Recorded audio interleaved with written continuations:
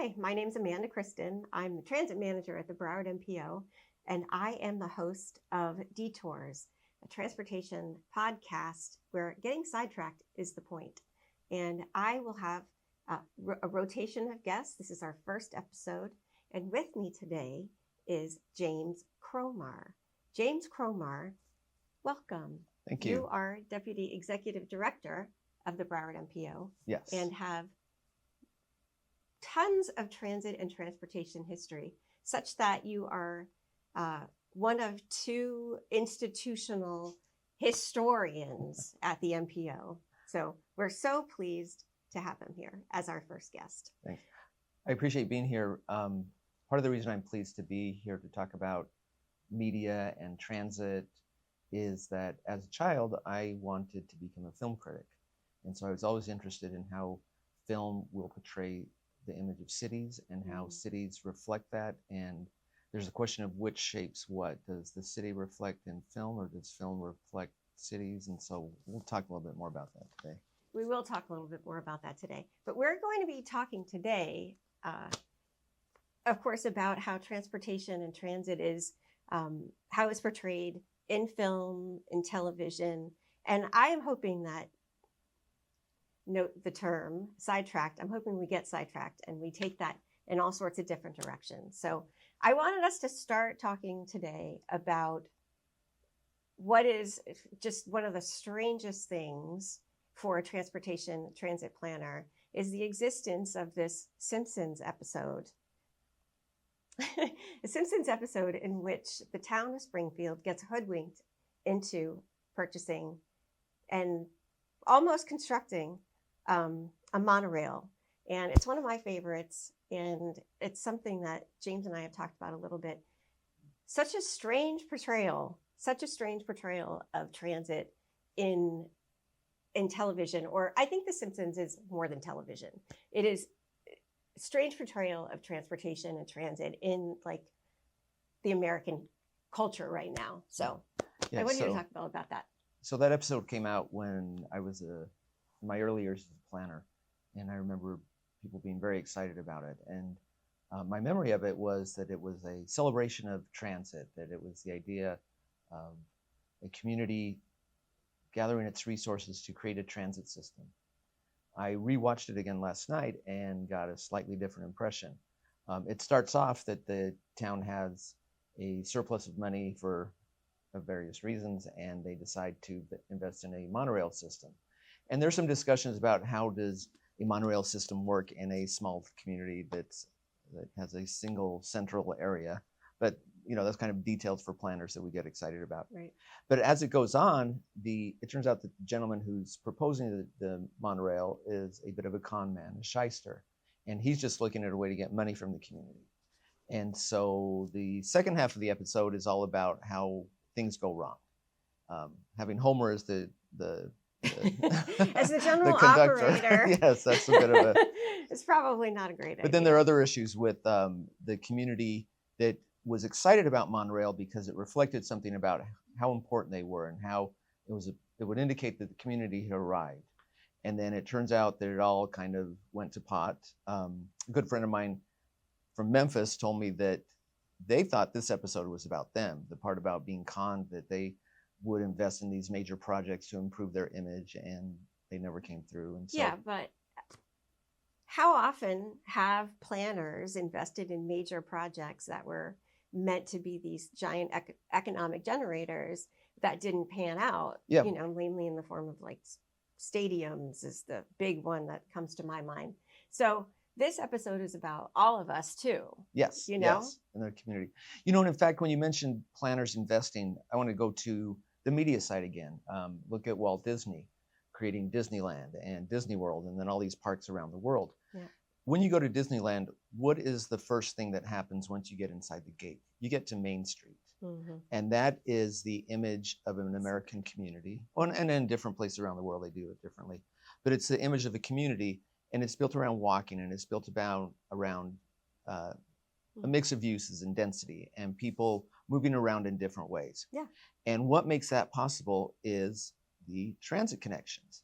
It comes back to the monorail. You know, Mm-hmm. everybody loves the monorail in Disneyland, and we keep hearing we want a monorail in our city. Part of that is because there's a certain magic of Disney. There's this sense of a place that somebody cares about how you move around. Somebody cares about what you do to get there. On a side note, I saw an article recently about what would happen in Disney if they had the traditional parking arrangements that we have now. So Main Street USA would have these giant parking lots outside of it, and those parking lots would then block the ways to Sleeping Beauty's castle and all these different places. And you'd need all these different parking lots. And basically, it would have been, if parking requirements were in place, it would have been kind of a suburban Are set you of... applying the parking requirements of, like, say, for example, I'm going to use Disney World as our example but James is from Denver, so Disneyland is his closest Disney experience. So Disney, if I thought about Disney World at parking requirements in, when did it open? 1973, something, right? 1973-ish, I think. So holy smokes. Yes. Tell us what that would look like. Oh yeah, no, it'd be basically like a big box center where you would drive up to something, get out of your car, walk to your destination, get out, drive to the next destination. And so part of what this image of transit and what it can say about a community is it allows for a different density, a different mix of uses, a different way for people to live their lives. And I think that's what's intrigued me through my years watching films, getting excited when they show people riding the subway or somebody coming off of a subway stop. And the subway in some ways is incidental, but it allows for a different kind of life. What do you think that does to the American psyche and transportation and transit when those people are at home? Like, how does that translate to home? Yeah, and I'm gonna come back to the media portrayals too. How often do we watch a movie? I'm sorry, let me flip it around. How often do we walk around and we say, oh, this is just like in the movies? Right. And so we have this image maybe separate from our day-to-day lives in general of here's how I live, and then here's how life can exist in a different way. Right. One of the things that I found a quote that I'd like to talks about the littleness of life that art exaggerates. So as we talk about movies or film or TV or such, that makes sense. The little details of life are somewhat exaggerated. Yes. And so in the film, you will get maybe an idealized version of what a city could be with transit, or you sometimes get the horrific version with the crime and the rats and terror and all these different things. But there tends to be an exaggeration. And so when we see images of transit and people moving around, quite often it's either just as a backdrop, it's just part of the day-to-day life, or it becomes either a great thing or a scary thing. So, I think as people travel and go to different places, they might see life could be this way in a transit-supportive, pedestrian-friendly environment, but it doesn't necessarily translate to their day-to-day life when they go back to their home with the driveway and the garage and the big lawn and such. So to that end, how do you see, thinking about our theme today, which is transportation and transit in the media, how do you see transportation portrayed differently in the United States versus in other parts of the world? And what do you think the effects of that are? I know that that's an unquantifiable, but I'm asking you as a person that's been in this field for a long time that understands the value of density and transit-oriented development. Yeah. Let me take a step back then historically, because looking at, let's say, movies post-World War II, 50s, 60s, 70s, they portrayed a certain lifestyle. This was an era where people were able to purchase more single-family homes, and they spread out and the suburbs developed, and we became a little more car-oriented in our development patterns. And so there's this idea of, do those films and TV reflect what's going on, or do they help shape it? And there's various things you can read about how messaging, there is deliberate messaging in some of these films. So there's this idea of, giving a message of this is how life is supposed to be. And so with that, there's this accompanying idea of the freedom of the car and being able to go wherever you want, whenever you want. And again, generalizing that might have kind of been the American view, which then leaves transit for the people who are less well off, who have fewer choices. That becomes something that they have to take versus, if they chose to, they'd get a car. That's kind of this idea. And I think then post World War II, some of the development patterns in other countries weren't necessarily the same as in the U.S. So there was they had different opportunities for development, for different reasons, but the booms were very similar. Yeah, and even with those different opportunities, there was a choice in this country to move towards single vehicles versus a community transit system. And so with that, then you get different development patterns. I'm thinking of a movie that I saw recently, and this lady gets on the bus, and her friend is there, and they regularly see each other on the bus on their way to work. And that's just kind of the day-to-day life. Or or the young people in Paris, and they're enjoying the city, and the metro system is part of that. So there's a different view of the desirability or lack thereof of different ways of moving around. And again, it comes back to, do the movies reflect what people are thinking, or do people think based on what they see in the movies? And they kind of feed into each other.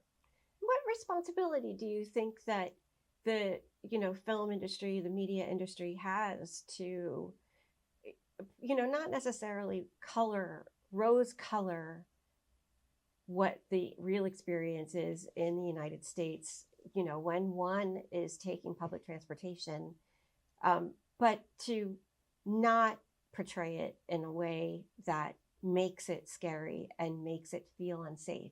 Because the general experience in this country on transit is safe, and it is clean, and it is on time, and it gets you to where you need to go. Maybe not in as short of amount of time as it takes.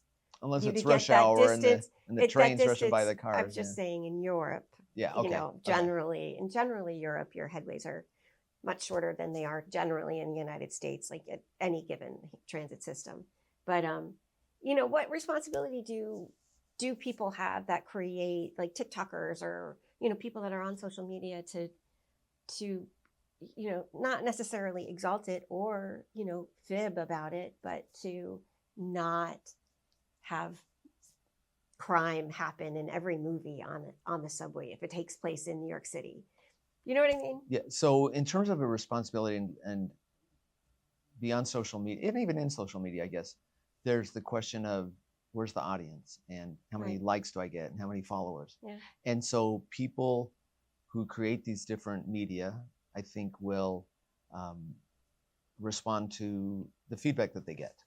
So, for example, growing up, I think of different movies that I saw about that were in cities. And so some, were very romantic notions of New York, how you could go and there's fun people and nice Subway cafes. Comes every time you run down those stairs. Yeah.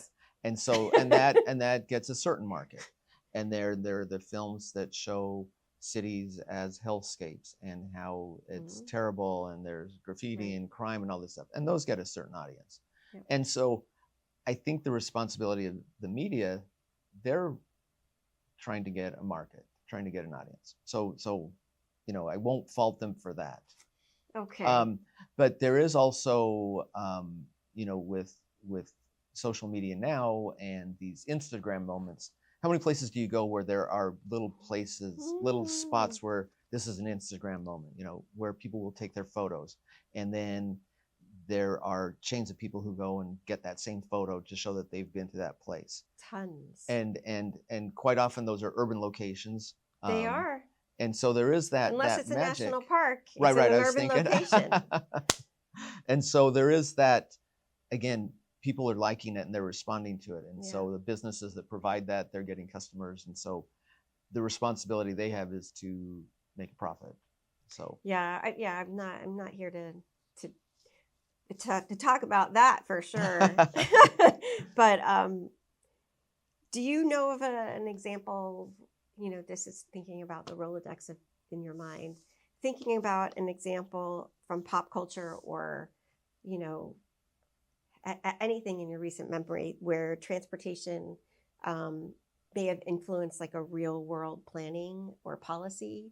The only thing that I can think of is perhaps the Underline in Miami, only because the High Line in New York became like you have to go there to take your photo for Instagram. And maybe they were germinated at the same time, but the High Line, is in almost every New York City rom-com. And the High Line, by the way, is a disinvested elevated rail corridor on the west side of Lower Manhattan that was turned into a park, an elevated park, and it was really the first in this country of its kind. And the Underline, and can you speak a little bit about that? Just to tell people what it is. In Miami, underneath the Metro Rail, south of the Miami River, the rail corridor is elevated, and so there's space that was underutilized. And Meg Daly in Miami had this vision that it could be something more. There was a bit of a bike trail, but it was disconnected. And so she had this vision of a miles-long corridor with landscaping, with public art, with gathering spaces, with nicer pedestrian and bicycle amenities. And so she's worked with private groups and public funding to then get this moving forward. And it's a great place. I remember going with my mother and sister, knowing that it was going to happen. And so I said, let's go have lunch there, and how awful it was, so that I then had to take them back once it was built. I know, that's so perfect. So well planned. Honestly, like you couldn't have done it better. Yeah. Because you're doing what we all long to do as planners, is to show the vision before it's come, and then to see the after, and it's actually better than you saw in that really, really great rendering done by that really talented urban designer. Yeah, and so I think that brings us back to that episode of The Simpsons where it was an example of the monorail salesman selling a tool that allowed the community to achieve the vision of what it had for itself. Right. And so I think that is something about transit, that we work in transit, and we look to a vision of what the community could be and try to tell people this is what it could bring. I hope we try to be honest about, potential negative issues and how to address those. Yeah. But we look at different communities across the country that have seen how transit works through media and through other ways, and say, we would like that for our community. And so that is, I think, a great selling point. Yeah, I really do too. I really wonder, how we are, at the Broward MPO, we're getting more and more media savvy and more interested in, bridging that space between, that live media and the stagnant planning that we're doing. So we can really take some notes, I think, from some of these folks, because they're really doing what we, are striving to do, which is meet people where they are. And how social media is influencing us. Then. Right. And it doesn't even, I don't even think of social media anymore. So it's just media. Mm-hmm. It's just media. So I wanted to talk to you about this concept of, and it's the term that you coined, called the 10 ingredients of a great city. And how does that concept relate to what we're talking about today, which is, transit media? So in my former days as a consultant with a coworker, we developed this presentation about 10 ingredients of a great city. And that was a way to go to talk to communities about where they are and what they could be, have that vision for the future. Mm-hmm. And so we used a lot of photographs, different media of that sort. And the point was then to identify certain issues and say, here's what great cities have, and here's areas that you might want to improve. And so a couple that I think stand out for today's discussion, one of the ingredients is an understandable, attractive street system. That about 30 to 40% of the land use in the city is for the movement and storage of vehicles. Say that again? 30 to 40%. 30 to 40% of the land in it. For the movement The And movement and storage of vehicles. That's yes, a lot. that's a lot. That's a lot. What is And the ocean so, for the earth? That's a lot for the United States. Okay. and so with that, then that space devoted to movement Yeah. can be purely functional, or it can also be aesthetic and contribute to the community in different ways. And so talking about an understandable, attractive street system, the street is like the river of life. And so there's a chance for, just go fast, or you can be places where people enjoy stopping and interaction and things of that sort. And it can say something about the community with the lights and the signage and things of that sort. So Yeah. along with the street system then is the transportation, and it doesn't have to all just be cars. It's bicycles, pedestrians, Right. transit, and such. And then there's also an ingredient about a central marketplace, that it's a great city provides a place for social interaction, social exchange. So it's not only goods and services, but it's a place where people go to see and be seen. Yeah. And so this ties into our conversation about transit, because that can be a component that addresses that idea of movement in the street system, but it's also providing places where people gather. A good transit system will not only be something that comes from your home, but it takes you somewhere. And great cities have a variety of places that you might want to get to by transit. And again, coming back to the Disney example, if all of those places were surrounded by parking lots, that would have a very different flavor than it's something that you come off the train or the bus and you can walk around and then go somewhere else and then get the train. And the CX would be not what Disney wants. They really want the customer experience to be different from that. Yes. Oh my goodness. I just can't. That boggles my mind. And that also just made me think of the idea with casinos, where they want you in and they don't want to make it easy to leave. That's true. So with Disney, you come and you're going to spend the day, and it's going to be enjoyable, and you're going to spend money and enjoy it and come back and so it'd be a lot different if, I'm just going to go to Space Mountain today and then drive and then come back. So true. There's that aspect of creating. Well, and I wanted to mention a little bit about transportation. Like, we forgot to mention, when we're thinking about Disney, we forgot to mention all of the shuttles and all of the buses. Yes. And the trams, of course, that take people from those surface parking lots. Like the entire, that would be a great summer internship for a city planning, grad student, to work in the transportation division of Disney World, because you would be, doing this. It's so immersive, and these people demand their transportation when they demand it. Yeah. Interesting. And thinking about Disney World and then other communities in South Florida, we do have a lot of good places locally that people want to go to. There's downtown Fort Lauderdale. There's places along the beach. There's Hollywood, even out west. Like Sawgrass, even that. That's certainly attractive. It's moving toward creating that indoor-outdoor space. We have Pembroke Pines and Miramar that have created city centers that have a mix of uses of places where people live and work and shop, and there's government function. Dania Point, that's a very good great example. And so there are these places people understand they want to go to see other people and interact while they're doing their duties. And so there's a question of how you get there. And we have the framework for what could be a great transit system, because there are places where people want to go. Right.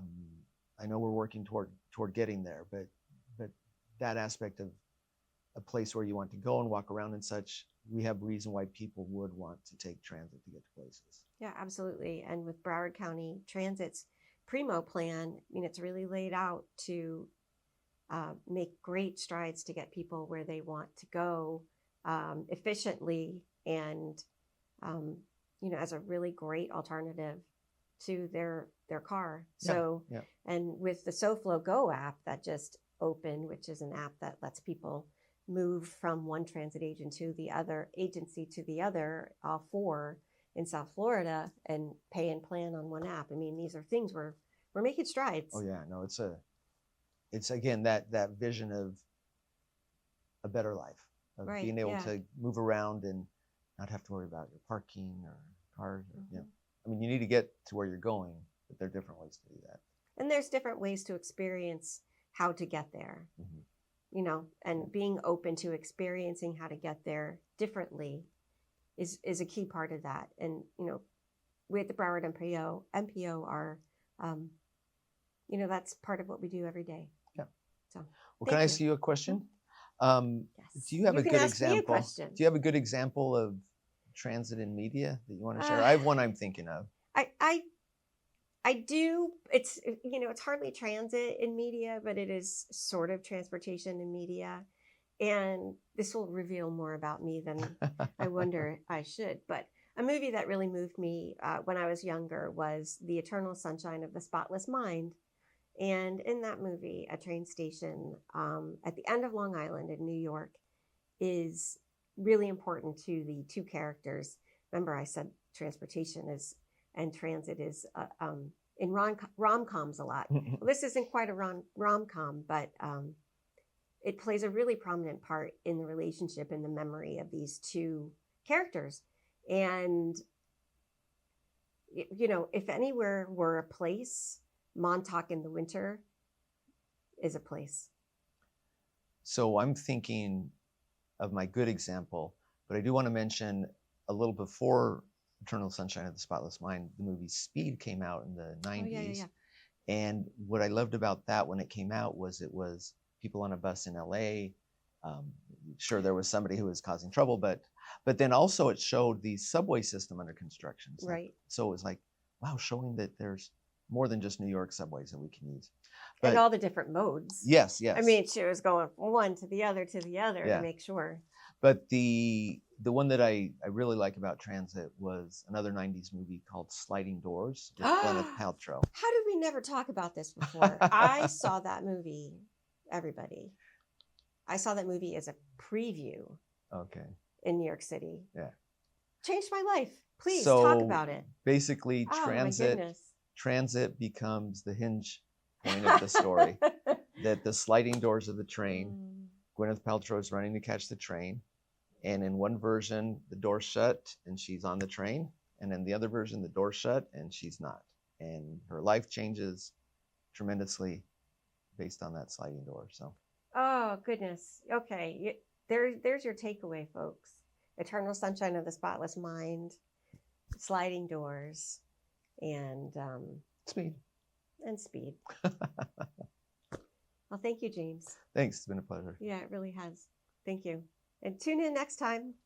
We're always going to be discussing something interesting and diverging from your transportation every day. Thank you.